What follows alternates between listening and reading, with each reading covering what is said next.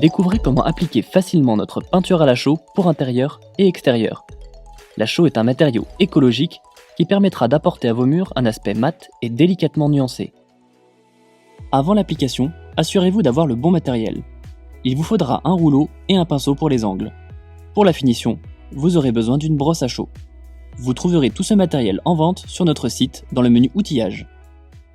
Commençons par la sous-couche. Elle sera teintée dans une couleur approchante à la finition.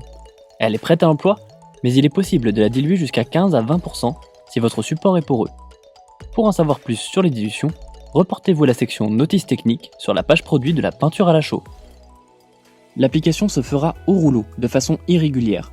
Il n'y a pas de geste particulier à avoir, il faut surtout répartir la peinture sans manque et sans surépaisseur pour avoir un fond bien uniforme.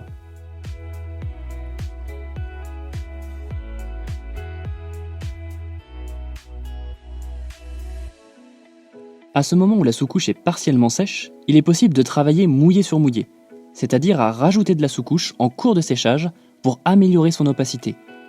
Cette étape n'est pas obligatoire, mais conseillée s'il vous reste assez de sous-couche. La sous-couche va totalement sécher et s'éclaircir après environ 4 heures. Une fois la sous-couche parfaitement sèche, la surface sera uniforme et les traces de rouleau seront très nettement atténuées. La peinture à la chaux s'applique en une seule couche et se pose avec la brosse à chaux. Elle est prête à l'emploi, mais il est possible de la diluer jusqu'à 15% si votre support est poreux. Pour en savoir plus sur les dilutions, reportez-vous à la section notices techniques sur la page produit de la peinture à la chaux. L'application est très simple et identique à notre peinture bleu majorelle. Croisez votre mouvement et travaillez toujours de façon irrégulière, ennuagée, petit à petit et à votre vitesse. Essayez de ne pas vous arrêter droit comme vous le feriez pour une peinture classique afin d'éviter les repris inesthétiques. La peinture à la chaux s'applique en une seule couche.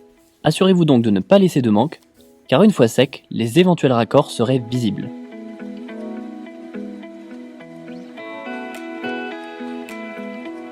Lors de l'application de certaines teintes, en général celles qui contiennent peu de pigments, comme les couleurs claires, la chaux peut sembler légèrement transparente.